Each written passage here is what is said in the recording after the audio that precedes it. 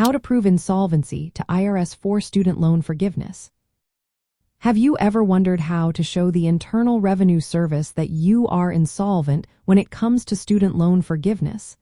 This is an important topic, especially if you want to avoid unexpected tax bills. Let's break it down step by step. First, you need to understand what insolvency means. It simply means your total debts are greater than your total assets. To start, calculate your total liabilities.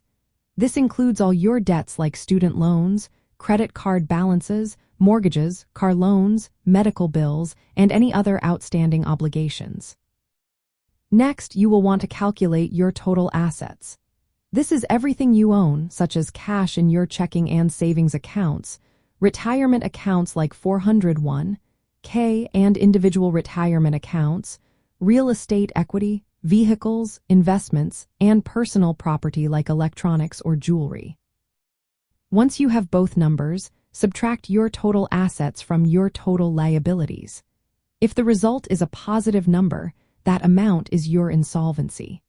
For example, if your liabilities total $80,000 and your assets total $50,000, your insolvency amount is $30,000. Now, compare your insolvency amount to the amount of your forgiven debt. You can exclude from taxable income the amount of forgiven debt up to your insolvency amount. If your forgiven student loan debt is less than or equal to your insolvency amount, you may not owe taxes on that forgiven amount. To claim the insolvency exclusion on your tax return, you will need to complete Internal Revenue Service Form 982, titled Reduction of Tax Attributes Due to Discharge of Indebtedness. On this form, report the amount of forgiven debt and your insolvency amount. Be sure to attach any required worksheets or documentation. It's also important to keep all your documentation. Maintain records of your calculations, including statements that show your debts and asset values as of the date your loans were forgiven. The Internal Revenue Service may ask for proof to verify your insolvency claim. Remember, the insolvency test is based on your financial situation immediately before the debt forgiveness date. Do not include the forgiven debt itself in your liabilities when calculating insolvency.